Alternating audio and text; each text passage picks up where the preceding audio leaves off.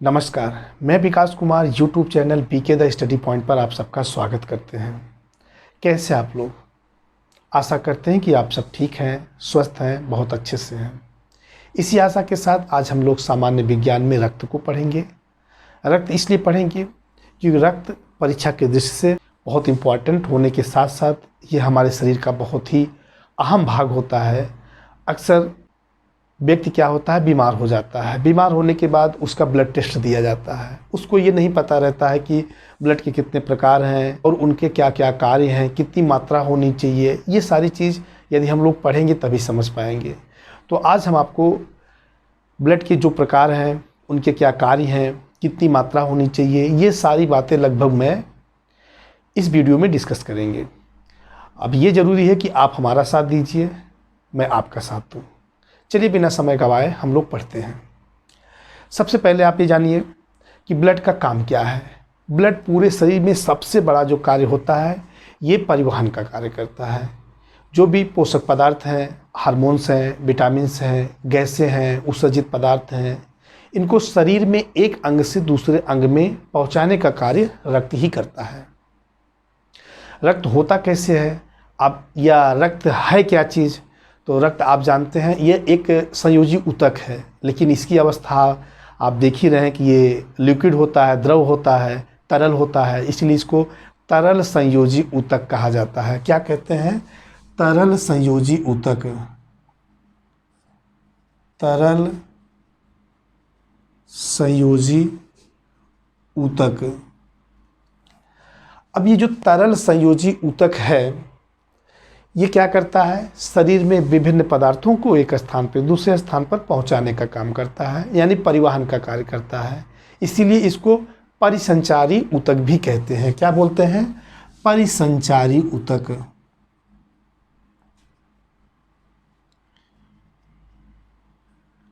ठीक, इंग्लिश में कहते हैं इसको सर्कुलेटरी टिश्यू कहा जाता है। ब्लड की संरचना आप जानते ही हैं, आप देखे ही हैं। ब्लड सबसे पहले तो आप देखेंगे तो लाल रंग का होता है। आप टच करके उसको आप टच करेंगे तो देखिए वो चिपचिपा होता है, पारदर्शी होता है, अपारदर्शी होता है। कहने का मतलब एक तरफ से आप देखेंगे दूसरी तरफ नहीं दिखाई पड़ेगा, इसलिए इसको अपारदर्शी कहते हैं। जल से ये भारी होता है। और क्या होता है? टेस्ट किए होंगे तो ये क्षारीय होता है। तो ये ब्लड की पहचान है और हमारे शरीर में ये रुधिर वाहिनियों से होते हुए जो हृदय है, हृदय से होते हुए पूरे शरीर में हमेशा ये चक्कर लगाता रहता है। इसके दो भाग हैं। सामान्य रूप से ब्लड के कितने भाग हैं? दो भाग हैं। कौन कौन से हैं? एक को प्लाज्मा कहा जाता है। सबसे पहले हम लिख लेते हैं ब्लड। ब्लड का मतलब रक्त। इसके कितने भाग हैं? दो भाग हैं। एक को कहा गया है प्लाज्मा। प्लाज्मा को हिंदी में भी प्लाज्मा ही लिखा जाता है। और ये पूरे रक्त का कितना होता है? पूरे रक्त का ये 55 से लेकर के 60% भाग होता है। दूसरा जो भाग होता है, इसको कहते हैं ब्लड कार्पोसिल्स कहा जाता है। ये ब्लड कार्पोसिल्स पूरे ब्लड का 40 से लेकर 45% भाग होता है। इसको हिंदी में रुधिराणु कहा जाता है, यानी कि रुधिर कणिकाएं। तो अभी तक हमने क्या सीखा कि ब्लड के दो भाग होते हैं। एक को प्लाज्मा कहा जाता है जो कि 55 से लेकर 60% भाग होता है। शेष 40 से 45% भाग ब्लड कार्पोसिल्स या रुधिराणु होता है। ये एक स्वस्थ व्यक्ति है। स्वस्थ व्यक्ति में कितना रक्त पाया जाता है मालूम है? मान लीजिए कोई व्यक्ति 70 किलो वजन का है तो उसके शरीर में कितना रक्त पाया जाता है? तो एक 70 किलोग्राम के व्यक्ति के शरीर में 7 से 8% भाग रक्त पाया जाता है। उसके वजन का 7 से 8% भाग मिलता है। कहने का मतलब ये लगभग 5 से लेकर के 5.5 लीटर रक्त एक व्यक्ति के शरीर में मिलता है। लेकिन महिलाओं की बात करते हैं तो ये पुरुषों की अपेक्षा महिलाओं में रक्त कम पाया जाता है। तो आइए हम लोग देखते हैं प्लाज्मा को इसी के साथ। प्लाज्मा, इसके दो भाग हैं। पहला 90 से लेकर के 92% भाग इसमें पानी पाया जाता है ना। शेष 8 से 10% भाग जो है वो अकार्बनिक और कार्बनिक पदार्थ पाए जाते हैं। क्या पाए जाते हैं? अकार्बनिक पदार्थ और कार्बनिक पदार्थ। ठीक। अकार्बनिक पदार्थ में क्या क्या पाए जाते हैं? अकार्बनिक पदार्थ में जैसे सोडियम क्लोराइड है, लिख लीजिएगा अपनी कॉपी में, सोडियम क्लोराइड है और सोडियम बाइकार्बोनेट। इसके अलावा कैल्शियम, पोटेशियम, मैग्नीशियम की फास्फेट और बाइकार्बोनेट पाए जाते हैं। ये सब मिला करके पूरे रक्त का 0.9% होता है, 0.9% भाग होता है। ये कैसे होता है? क्षारीय होता है। इसका पीएच मान कितना होता है? पीएच मान एग्जाम में पूछा गया है और एक पीसीएस में मैं बता रहा हूँ 3-4 बार पीसीएस में ये क्वेश्चन पूछा गया। इसके अलावा एसएससी में या रेलवे में, बैंक में, यहाँ तो बहुत बारी पूछा गया। इसका पीएच मान कितना होता है? इसका पीएच मान होता है 7.34 से लेकर के 7.45। समझते चलिएगा। आप पीएच मान जानते हैं ना, किसी भी पदार्थ का पीएच मान अगर 7 है तो वो न्यूट्रल है, माने कि न क्षारीय है ना अम्लीय है। लेकिन जैसे जैसे पीएच मान का जैसे 7 से पीएच मान घटता जाएगा तो वो अम्लीय होता चला जाएगा। जितना घटता जाएगा उतना ज़्यादा अम्लीय होगा। इसी प्रकार किसी पदार्थ का पीएच मान मान लीजिए 7 से ऊपर होता जा रहा है तो वो क्षारीय होता चला जाता है। तो ये 7 से ऊपर है, 7.34 है, यानी 7.45 है। इसीलिए क्या होता है, ब्लड आप टेस्ट किए हैं, पता होगा, तो ब्लड क्षारीय होता है। इसके बाद हम देखते हैं कार्बनिक पदार्थों में क्या क्या पाए जाते हैं। जो कार्बनिक पदार्थ है, कार्बनिक पदार्थ में सबसे पहली चीज़ जो पचे हुए भोज्य पदार्थ हैं, मैं लिखाता चला जा रहा हूँ, नाम नहीं लिखूँगा, बताते जा रहा हूँ। कार्बनिक पदार्थ में क्या है? पचा हुआ भोज्य पदार्थ है।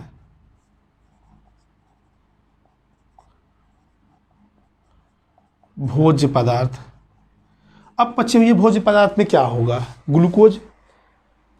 कार्बोहाइड्रेट जब पचता है तो उसका छोटा रूप होता है ग्लूकोज, तो इसमें ग्लूकोज पाया जाता है। प्रोटीन पचेगा, एमिनो एसिड होगा।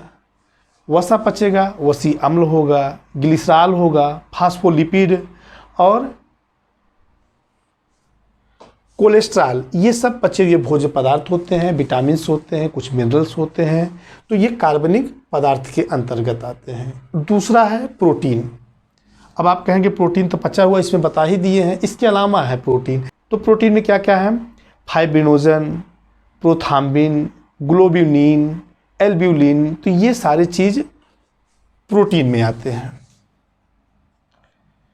इसके अलावा क्या क्या इसमें पाए जाते हैं?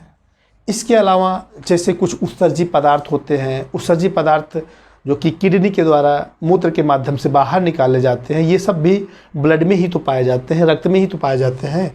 तो ये प्लाज्मा का हिस्सा होता है और इसमें क्या है? उत्सर्जी पदार्थ। अब उत्सर्जी पदार्थ में कौन कौन से हैं? उत्सर्जी पदार्थ में जैसे अमोनिया है, यूरिया है, यूरिक अम्ल है। ये सारे चीज़ क्या है?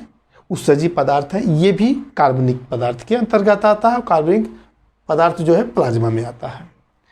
तो इसके अलावा भी है, इसके अंदर क्या पाए जाते हैं? हार्मोन्स हैं। जैसे शरीर में जो अंतःस्रावी ग्रंथियाँ होती हैं, वो अंतःस्रावी ग्रंथियाँ अपने द्वारा स्रावित पदार्थ, जिसको कि हार्मोन्स कहा जाता है, ये ऊतक द्रव्य में छोड़ देते हैं। ऊतक द्रव्य से ये ब्लड में यानी रक्त में पहुंच जाता है। तो किससे का हिस्सा होता है? ये प्लाज्मा का हिस्सा होता है। हार्मोन्स हैं और एंटीबॉडीज़ भी। हार्मोन्स और एंटीबॉडीज़। इसके अलावा जो गैसें होती हैं, जैसे हाइड्रोजन है, नाइट्रोजन है, कार्बन डाइऑक्साइड है, ऑक्सीजन है, ये भी शरीर में पाए जाते हैं और ये घुलित अवस्था में पाए जाते हैं। तो ये भी कार्बनिक पदार्थ के अंतर्गत ही आते हैं। कौन सी गैस है? मान लीजिए इसमें ऑक्सीजन घुलित गैस है, घुलित गैस है। जैसे नाइट्रोजन है, नाइट्रोजन ये 0.5 ml होता है, 100 ml में। और ऑक्सीजन ये है 0.29 ml, और यहाँ पर कार्बन डाइऑक्साइड ये है 0.5 ml। तो ये सारी गैसें, मतलब अब आप समझ जाइए कि जो प्लाज्मा है, प्लाज्मा के दो भाग हैं। 90 से 92% इसमें पानी पाया जाता है, शेष 8 से 10% कार्बनिक और अकार्बनिक पदार्थ पाए जाते हैं। कार्बनिक पदार्थ में हमने आपको बता दिया इसमें क्या क्या चीज़ पाया जाता है, और अकार्बनिक पदार्थ में पचा हुआ भोज्य पदार्थ, प्रोटीन, उत्सर्जी पदार्थ, हार्मोन्स और घुलित गैसें, ये सारी चीज़ कार्बनिक पदार्थ के अंतर्गत आते हैं। इसके बाद हम लोग देखते हैं ब्लड कार्पेसिल्स को, रुधिराणु को।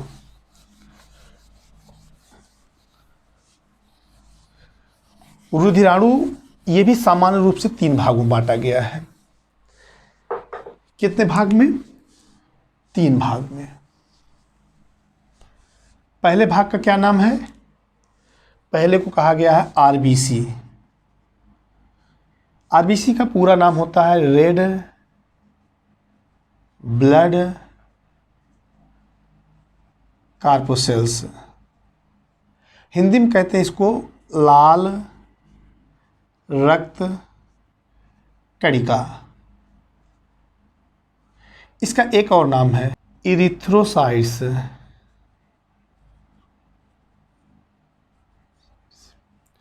दूसरा है WBC। इसको WBC का पूरा नाम होता है व्हाइट ब्लड कार्पेसेल्स, यानी कि श्वेत रक्त कणिका। इसका भी एक नाम है, इसको कहते हैं ल्यूकोसाइट। क्या बोलते हैं? ल्यूकोसाइट्स। और इसका जो तीसरा हिस्सा है उसको कहा जाता है ब्लड प्लेटलेट्स। ब्लड प्लेटलेट्स यानी कि रक्त प्लेटलेट्स।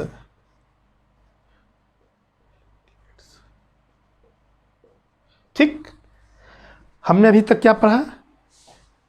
रुधिराणु में रुधिराणु के 3 भाग होते हैं। आरबीसी जिसको लाल रक्त कणिका कहा जाता है, इसका एक और नाम है एरिथ्रोसाइट्स। दूसरा है WBC यानी कि वाइट ब्लड कार्पेसिल्स, जिसको कि श्वेत रक्त कणिका कहा जाता है, इसका एक और नाम है ल्यूकोसाइट्स। और तीसरा है ब्लड प्लेटलेट्स यानी रक्त प्लेटलेट्स, इसका भी एक नाम है, इसको कहते हैं थ्रोम्बोसाइट्स। आप जब ब्लड टेस्ट कराने जाएंगे तो लगभग यही नाम आपको, ल्यूकोसाइट, एरिथ्रोसाइट, थ्रोम्बोसाइट्स, यही सारे नाम आपको मिलेंगे। अब हम लोग पढ़ते हैं, देखते हैं आरबीसी, लाल रक्त कणिकाएं। लाल रक्त कणिकाओं का जो हम आकार देखते हैं तो ये गोल होता है, चपटा होता है, ऐसे छोटे छोटे होते हैं, गोल होता है, चपटे होते हैं, लेकिन बीच से दोनों तरफ से धंसे होते हैं। मतलब इधर से दबे होते हैं बीच में और उधर से दबे रहते हैं बीच में। तो कहने का मतलब इसका आकार इस तरह हो जाता है, उभयोत्तल हो जाता है। ठीक, इसके अलावा आप ये जानिए कि ये मनुष्य के शरीर में क्या, ये सीधे जानिए, जो लाल रक्त कणिकाएं होती हैं इनके अंदर केंद्रक नहीं पाए जाते हैं। आप जानते हैं जो कोशिका है, कोशिका अंदर कोशिकांग होते हैं। कोशिकांग में mitochondria, Golgi body, lysosomes, endoplasmic reticulum, बहुत सारे चीज़ मतलब पाए जाते हैं। साथ साथ न्यूक्लियस भी रहता है, लेकिन लाल रुधिर कणिकाओं के अंदर न्यूक्लियस यानी केंद्रक नहीं पाए जाते हैं। इसके अपवाद भी हैं। अपवाद क्या है? अपवाद में जैसे एक ऊँट है और लामा है, मतलब ऊँट और लामा के आरबीसी में केंद्रक पाए जाते हैं। तो याद कर लीजिएगा, एग्जाम में आता है, ये इम्पोर्टेंट है कि ऊँट और लामा क्या है, ऊँट और लामा के लाल रुधिर कणिकाओं में केंद्रक पाए जाते हैं, बाकी और सब जंतुओं में नहीं पाए जाते हैं। अच्छा, आप ये बताइए कि जो आरबीसी है, आरबीसी में बनाने में कौन कौन से पदार्थ शामिल होते हैं? तो आपको बता दें, इसमें प्रोटीन होता है, इसके अलावा इसमें विटामिन B6, विटामिन B12,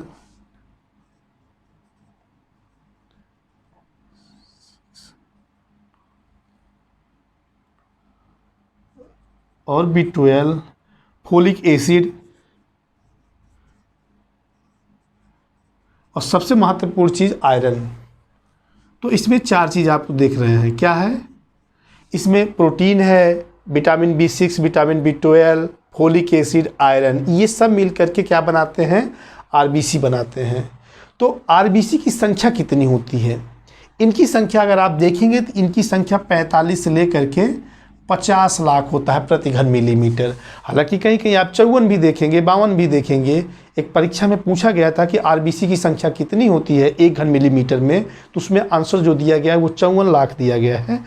तो वो 45 या 50 जो सामान्य होता है, उसके बाद थोड़ा ज़्यादा थोड़ा कम हो सकता है। इनकी लाइफ कितनी होगी आरबीसी की? आरबीसी की लाइफ 120 दिन होता है। ये भी इंपॉर्टेंट पूछा गया सवाल है, यानी कि 4 महीना होता है, 120 दिन में ये डेड कर जाते हैं। इनका जन्म आप देखेंगे, ये पैदा कहाँ से हुए हैं, पैदा कहाँ से होते हैं? तो जो शरीर की सबसे बड़ी हड्डी होती है, उस हड्डी में अस्थिमज्जा होता है, बोन मैरो होता है। तो बोन मैरो में ही आरबीसी की उत्पत्ति होती है, मतलब वहाँ पैदा होते हैं। और ये जो मरते हैं तो स्प्लीन यानी प्लीहा में ये डेड होते हैं, डेड हो जाते हैं, यानी ये मर जाते हैं। तो इनका इसीलिए स्प्लीन यानी प्लीहा को क्या कहा जाता है? प्लीहा यानी स्प्लीन को कहा जाता है आरबीसी का कब्रगाह। ये भी क्वेश्चन पूछे जा चुके हैं। तो इस प्रकार हम इसमें क्या देखें, इसका आकार संरचना देखे हैं, ये किन किन से मिलकर बना है तो आपको पता है, इंपॉर्टेंट है ये चीज़। Protein, vitamin, folic acid, iron. Vitamin में 2 विटामिन है, विटामिन बी, विटामिन B6 और विटामिन B12। इनसे मिलकर के ये आरबीसी का निर्माण होता है। इनकी लाइफ 120 दिन का होता है। इनकी उत्पत्ति हम बता दिए कि बोन मैरो में होता है। बोन मैरो कहाँ पाया जाता है? जो शरीर की सबसे बड़ी हड्डी होती है उसी के बीच में बोन मैरो पाया जाता है। और ये जो डेड होते हैं ये प्लीहा यानी स्प्लीन में होते हैं। लेकिन भ्रूणावस्था में, जब भ्रूणावस्था में इनकी उत्पत्ति ये स्प्लीन से ही होती है और लीवर से होती है, यानी प्लीहा और लीवर से भ्रूणावस्था में होता है। इनका जो कार्य है, इनका कार्य क्या है? इनका कार्य आरबीसी का जो मुख्य कार्य है, सबसे पहले जानिए आरबीसी एक लौह युक्त प्रोटीन होता है। क्या होता है? आयरन युक्त प्रोटीन। हमने क्योंकि बताया भी इसमें प्रोटीन और आयरन होता है, तो आयरन युक्त प्रोटीन होता है जिसको कहते हैं हीमोग्लोबिन। क्या बोलते हैं? हीमोग्लोबिन। हीमोग्लोबिन। हीमोग्लोबिन में ये अंदर जो हीम है, हीम नामक एक पदार्थ होता है, रंगक है ये, मतलब कलर है ये। इसी के कारण लाल रुधिर कणिकाएं लाल रंग प्रदान करता है। इसका जो मुख्य कार्य होता है, मैं संरचना बता दूं या ना बता दूं, आप ध्यान से मेरी बात सुनते चलिए, समझ जाएंगे आप। आपके सामने जो है, जो मैं बोलूँगा चित्र आपको दिखना चाहिए। ये इनका मेन जो कार्य होता है हीमोग्लोबिन का, ये कार्बन डाइऑक्साइड को कैरी करते हैं, मतलब परिवहन करते हैं। कैसे करते हैं? जो आपका शरीर है, आपके शरीर में फेफड़ा है, फेफड़े के जस्ट बगल क्या होता है? बहुत पतली पतली रुधिर केशिकाएं होती हैं। रुधिर केशिकाएं में रुधिर होता है, उसी में हीमोग्लोबिन होता है। हीमोग्लोबिन क्या करता है? ऑक्सीजन से साथ रासायनिक क्रिया कर लेता है, मतलब ऑक्सीजन को एब्जॉर्ब कर लेता है। और ऑक्सीजन को एब्जॉर्ब करने के बाद, मैं इसको समझा दूं एक फिगर के द्वारा, आप समझ लीजिए। एक मैं फिगर बना दे रहा हूं, ये आपका लंग्स है, ठीक? ये आपका हार्ट है, और ये मान लीजिए, और ये सब क्या है? ये मान लीजिए ऑर्गन्स हैं या सेल्स हैं, ठीक है? अब इसमें क्या होता है? इसी में क्या भरा है? ब्लड भरा है। ब्लड में क्या है? हीमोग्लोबिन है। हीमोग्लोबिन क्या करता है? जब फेफड़े में हवा आती है तो इसमें से ऑक्सीजन को ये ग्रहण कर लेता है। ऑक्सीजन को लेकर के हीमोग्लोबिन और ऑक्सीजन मिलके क्या बना लेते हैं? हीमोग्लोबिन प्लस ऑक्सीजन, ये मिलके बना लेता है ऑक्सी हीमोग्लोबिन। लिख दें पूरा, ऑक्सी हीमोग्लोबिन बना लेता है। कहाँ बनाएगा? लंग्स के पास, मतलब कि उसको कैरी कर लेता है। ऑक्सीजन को जैसे ले लेगा, लेने के जस्ट बाद ये ऑक्सी हीमोग्लोबिन बन जाता है, हीमोग्लोबिन। अब हीमोग्लोबिन, ये ऑक्सी हीमोग्लोबिन लेके हृदय में आता है, हृदय से विभिन्न अंगों में वो पंप करके रक्त को भेज देता है। अब रक्त कहाँ पहुँचता है? कोशिकाओं के पास पहुँचता है। डायरेक्ट रक्त कोशिका में नहीं प्रवेश करता है, कोशिका के पहले जो ऊतक द्रव्य होता है उसी में वो छोड़ देता है। किसको? रक्त ऑक्सीजन को छोड़ देता है। ऑक्सीजन को छोड़ेगा कैसे? जो ऑक्सी हीमोग्लोबिन बना है, ये ऑक्सी हीमोग्लोबिन टूट जाता है, मतलब ऑक्सीजन अलग हो जाता है, हीमोग्लोबिन अलग हो जाता है। अब ऑक्सीजन अलग होकर के किस में चला जाता है? ऊतक द्रव्य में पहुंच जाता है। ऊतक द्रव्य से कोशिका क्या करती है? ऑक्सीजन को अवशोषित कर लेती है, उसको विसरण के माध्यम से अपने पास मतलब अवशोषित कर लेती है। और फिर उस ऑक्सीजन का क्या होता है? उसका ऑक्सीशोषण होता है। ऑक्सीशोषण में उसका जारण होगा और ऊर्जा निकलेगी, साथ में कार्बन डाइऑक्साइड निकलता है। वो कार्बन डाइऑक्साइड कहाँ जाएगा? फिर वो कार्बन डाइऑक्साइड फिर विसरित होकर के ऊतक द्रव्य में पहुँच जाता है। ऊतक द्रव्य से जो खाली रहता है हीमोग्लोबिन, वो फिर उसके साथ रासायनिक क्रिया कर लेता है और बना लेता है कार्बोक्सी हीमोग्लोबिन। क्या बनाता है? Carboxy haemoglobin. हीमोग्लोबिन, इस कार्बोक्सी हीमोग्लोबिन को फिर वो हृदय में ले जाता है, हृदय से फिर वो फेफड़े तक पहुंचता है। फेफड़ों में फिर क्या होता है? कार्बोक्सी हीमोग्लोबिन टूट जाता है, क्योंकि ये अस्थायी यौगिक होते हैं। कार्बोक्सी हीमोग्लोबिन और ऑक्सी हीमोग्लोबिन दोनों अस्थायी यौगिक होता है, वहाँ पे टूट जाता है आसानी से, और टूट करके कार्बन डाइऑक्साइड मुक्त हो जाता है, हीमोग्लोबिन अलग हो जाता है। फिर कार्बन डाइऑक्साइड मुक्त होकर फेफड़े में चला जाता है, फेफड़े से फिर ऑक्सीजन को हीमोग्लोबिन ले करके फिर वो कोशिकाओं तक पहुंचाता है। कहने का मतलब ये प्रक्रिया कंटिन्यू चलता रहता है। बस इसमें इतना ही है। अब इसके बाद हम लोग पढ़ेंगे WBC।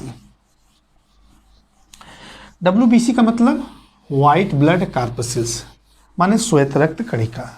इसका एक और नाम है, उसको कहते हैं ल्यूकोसाइट या अवर्णीय कोशिकाएं कहते हैं। अवर्णीय कोशिकाएं क्यों कहते हैं? क्योंकि इसमें हीमोग्लोबिन होता नहीं है, इसलिए ये रंगीन नहीं होता है, इसका रंग लाल नहीं होता है, इसीलिए इसको अवर्णीय कोशिकाएं या ल्यूकोसाइट कहा जाता है। इनकी संख्या अगर आप देखेंगे तो ये लाल रक्त कणिका की अपेक्षा काफ़ी कम होता है, क्योंकि इसमें लाल रक्त कणिका में हम बताए हैं कि 45 लेकर 50 लाख प्रति घन मिलीमीटर रक्त में पाया जाता है, लेकिन यहाँ पर काफ़ी कम पाया जाता है। कितना?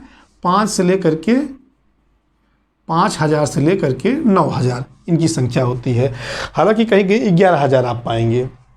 कितनी संख्या होती है? 5 से लेकर के 9000। ठीक है, को लगता है बहुत ज़्यादा एक भी मिला दिए हैं, हालांकि बोल तो मैं रहा हूँ। 5 से लेकर के 9000 इनकी संख्या पाई जाती है। और दूसरी बात है, जो लाल रक्त कणिकाएं होती हैं इनमें केंद्रक नहीं पाया जाता, इनके अंदर केंद्रक पाया जाता है, वो अनियमित आकार का होता है।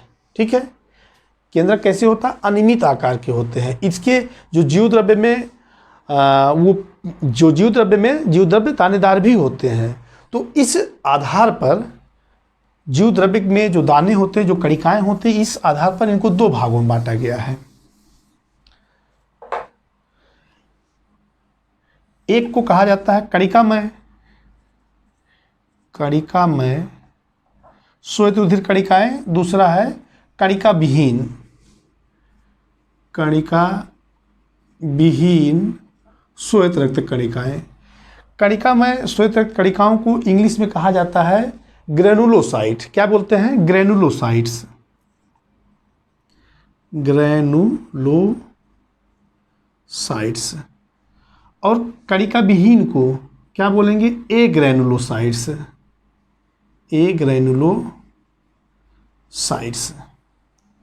ठीक है, तो इसके 2 प्रकार के हैं, एक है कणिकामय यानी ग्रेनुलोसाइट्स, दूसरा है कणिका विहीन यानी एग्रेनुलोसाइट्स। अब हम इसको देखेंगे कणिकामय ग्रेनुलोसाइट्स। सबसे पहली चीज़ हम आपको बता दें, इनके अंदर जो कोशिकाएं होती हैं उन कोशिकाओं में केंद्रक पाया जाता है। केंद्रक खंडों में विभक्त होते हैं, खंडों में मतलब 2-3 भागों में विभाजित होते हैं। और इसके अंदर जो जीवद्रव्य है, जो प्रोटोप्लाज्मा है, जो साइटोप्लाज्मा है, उसमें कणिकाएं पाई जाती हैं, उसमें वो दानेदार होती हैं। तो इस आधार पर इसको आप देखिए 3 भाग होते हैं इसके, 3 भाग। एक को कहा गया है इओसिनोफिल्स, क्या बोलते हैं, इओसिनोफिल्स।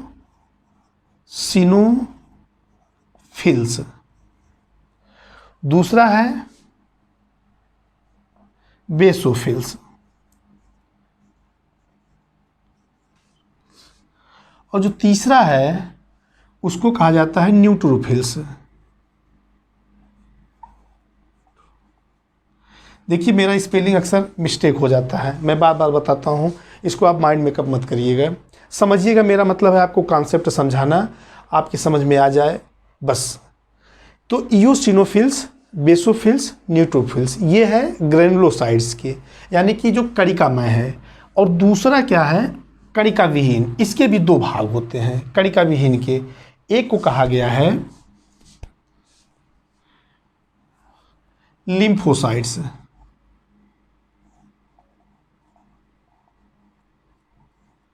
लिम्फोसाइट्स। दूसरा है मोनोसाइट्स। सबसे पहले हम आपको ले चल रहे हैं इओसिनोफिल्स की बात करते हैं। जो इओसिनोफिल्स है, ये इओसिनोफिल्स की कोशिकाएं हैं। इसके अंदर क्या पाए जाते हैं, इसके अंदर न्यूक्लियस पाए जाते हैं। देखिए न्यूक्लियस मिला ना, ये न्यूक्लियस 2 खंडों में विभक्त होते हैं, लेकिन ये तंतु से या क्रोमैटिन धागे से जुड़े होते हैं। ये जुड़ा हुआ है, 2 खंडों में विभक्त है, ठीक है। ये क्या है, ये न्यूक्लियस है, ठीक। 2 खंडों में मतलब केंद्रक पाए जाते हैं और 2 भागों में ये विभक्त होते हैं। और दोनों किससे जुड़े होते हैं, जो क्रोमैटिन धागे होते हैं, तंतु होते हैं, उन्हीं से जुड़े होते हैं। इसके अंदर अभी हम बताए ये कणिकामय होता है, इसलिए इसमें कणिकाएं दानेदार पूरे भरे होते हैं ये, ठीक। इस तरह इसका एक नाम और है, इसको एसिडोफिल्स भी कहते हैं। क्या बोलते हैं इसको, एसिडोफिल्स, एसिडोफिल्स भी कहा जाता है। ये कैसे होते हैं, ये अम्लीय होते हैं, ठीक है। क्या होते हैं, ये अम्लीय होते हैं क्योंकि इसमें इओसिन नामक जो पदार्थ होता है उसी के कारण ये क्या होता है, अम्लीय होता है। लेकिन ये इसमें अगर इनकी मात्रा ज़्यादा हो जाए तो एक बीमारी हो जाती है जिसको कहा जाता है इओसिनोफीलिया, या सामान्य में स्पीड में बोलते हैं इसनोफीलिया कहते हैं। क्या बोलते हैं, इओसिनोफीलिया। इनकी मात्रा कितनी होती है, ये 1 से लेकर के 4% होता है श्वेत रोधक कणिका का, यानी WBC का ये 1 से लेकर 4% इनका भाग होता है। इनका जो कार्य है वो है प्रतिरक्षण का और साथ साथ में संवेदनशीलता का कार्य करते हैं ये। अब इसके बाद हम लोग चलते हैं बेसोफिल को देखते हैं। बेसोफिल की ये कोशिका है, ठीक। इसमें जो केंद्रक होता है इसको एस शेप्ड कहा जाता है, एस शेप्ड केंद्रक होता है। अब देखिए कैसे बना केंद्रक एस शेप्ड, ये देखिए ये भी खंडों में विभाजित होते हैं, है ना, विभाजित ना, लेकिन ये भी क्रोमैटिन धागों से जुड़े होते हैं, खंडों में विभाजित हैं और ये क्रोमैटिन धागे से जुड़े होते हैं। इसके अंदर भी कणिकाएं होती हैं और कणिकाएं काफ़ी बड़ी बड़ी होती हैं, लेकिन संख्या में कम होती हैं। कणिकाएं बहुत बड़ी बड़ी होती हैं, संख्या में कम होती हैं। केंद्रक जो है, इसके अंदर जो केंद्रक होता है वो एस शेप्ड होता है, इसलिए यहाँ लिखा जाता है एस शेप्ड न्यूक्लियस, ठीक। ये कुछ क्षारी माध्यम होता है, ये अम्लीय माध्यम है और ये क्षारी माध्यम होता है। क्यों होता है, क्योंकि इसमें मेथिलीन ब्यू होता है, मेथिलीन ब्यू के कारण, मेथिलीन ब्यू के कारण क्या होता है, ये क्षारी होता है। जब कभी ये एलर्जन के संपर्क में जाता है तो इसमें से एक पदार्थ है वो स्रावित होता है। उस पदार्थ को क्या कहते हैं, हिस्टैमिन कहते हैं। क्या बोलते हैं, हिस्टैमिन, हिस्टैमिन। हिस्टैमिन नामक पदार्थ स्रावित होने से क्या होता है, एलर्जी हो जाती है। इससे एक राइनिटिस बीमारी है। क्या है राइनिटिस, कहाँ लिखें यार, राइनिटिस नामक बीमारी और दमा नामक रोग, ये राइनिटिस और दमा नामक रोग हो जाता है।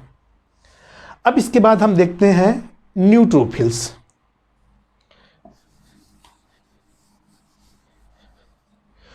जो न्यूट्रोफिल्स की कोशिकाएं होती हैं, हाँ अभी हम आपको ये नहीं बताया, जो बेसोफिल है, बेसोफिल्स शरीर में कितना पाया जाता है, मात्रा है सबसे कम पाया जाता है, 0.5% पाया जाता है आरबीसी का, बहुत कम होता है, मतलब आधा प्रतिशत, 0.5% डब्ल्यूबीसी का मात्रा पाया जाता है, जबकि ये 1 से 4% पाया जाता है। न्यूट्रोफिल्स सबसे ज़्यादा पाया जाता है। न्यूट्रोफिल्स की मात्रा होता है 50 से लेकर के 70% होता है। ठीक, इसके अंदर जो कोशिका होता है, इसके अंदर भी केंद्रक होता है, लेकिन केंद्रक अनेक खंडों में, यानी 2-3 से ज़्यादा पिंडों में होता है, 3, 4, 5। जैसे ये है, एक पिंड बन तैयार हो गया है, यहाँ पे भी मोटा पिंड बन तैयार हो गया है, ऐसे भी हम पिंड तैयार कर दिए हैं, यहाँ से भी निकल आया है। तो इस तरह जो है ये अनेक, इसका केंद्रक अनेक पिंडों में होता है। इनकी जो संख्या होती है, इनके अंदर जो दाने होते हैं, बहुत सारे दाने होते हैं, लेकिन दाने बहुत छोटे छोटे होते हैं। तो आपने क्या देखा इसमें, इसका सबसे पहले हम मात्रा देखें कि 50 से 70% पाया जाता है। इसमें जो कणिकाएँ होती हैं, कणिकाओं की जो संख्या बहुत ज़्यादा होती है, छोटे छोटे होते हैं। इसका जो केंद्रक होता है अनेक पिंडों में होता है। इनका जो माध्यम होता है, अभी जैसे आप इसको देखें कि इओसिनोफिल्स में ये अम्लीय है, बेसोफिल क्षारीय है, और ये अम्लीय, क्षारीय, न्यूट्रल तीनों माध्यम में पाए जाते हैं। इनका जो मुख्य कार्य है वो है जीवाणुओं तथा अन्य जो बाहरी भोजन, जो बाहरी पदार्थ होते हैं, हानिकारक पदार्थ होते हैं, उनको ये नष्ट करने का काम करता है। ये तीनों चीज़ समझ में आ गया कणिकामय का। अब हम लोग देखते हैं कणिका विहीन एग्रेनुलोसाइट्स की। एग्रेनुलोसाइट सबसे पहले जान लीजिए, इनकी कोशिकाओं में कणिकाएं होती ही नहीं है। केंद्रक होते हैं, लेकिन केवल एक केंद्रक होते हैं। इन लोगों की तरह खंडों में विभक्त नहीं होते हैं। दो चीज़ नहीं है, कणिकाएं नहीं है और इसके अंदर केंद्रक है, तो केवल एक केंद्रक होता है। इनका जो निर्माण होता है ये बेसिकली लिम्फोसाइट से होता है, जो लसिका ग्रंथियों से होता है। तो चलिए इसको हम देख लेते हैं। ये हमारा कोशिका हो गया। कोशिका में केवल एक केंद्रक पाया जाता है। ठीक, लिम्फोसाइट को लेकर चल रहे हैं। केंद्रक लेकिन काफ़ी बड़ा होता है, देख रहे हैं, चिपका होता है। केंद्रक काफ़ी बड़ा होता है और चिपका होता है। लिम्फोसाइट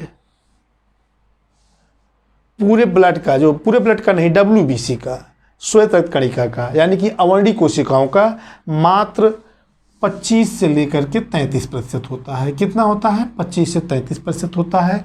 इसके अंतर्गत जो जीवद्रव्य है, जीवद्रव्य में कणिकाएं नहीं पाई जाती हैं।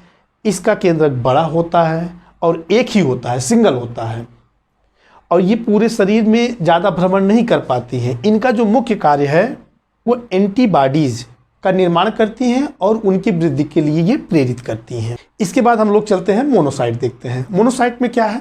मोनोसाइट पूरा जो डब्ल्यूबीसी है, यानी जो अवर्णीय कोशिकाएं हैं, अवर्णीय कोशिकाएं का ये 2 से लेकर के 6% भाग पाया जाता है। इसके भी कोशिका के अंदर केंद्रक पाया जाता है, लेकिन केंद्रक एक तरफ कटा हुआ होता है इस तरह जैसे। और जो जीवद्रव्य है उसमें, जीवद्रव्य में कणिकाएं नहीं पाई जाती हैं। लेकिन इसकी जो केंद्रक है, केंद्रक की सबसे बड़ी विशेषता है, या इस कोशिका की सबसे बड़ी विशेषता है, जैसे अमीबा होता है, अमीबा में चलनपाद होता है, कूटपाद होता है, उनके शरीर, उसके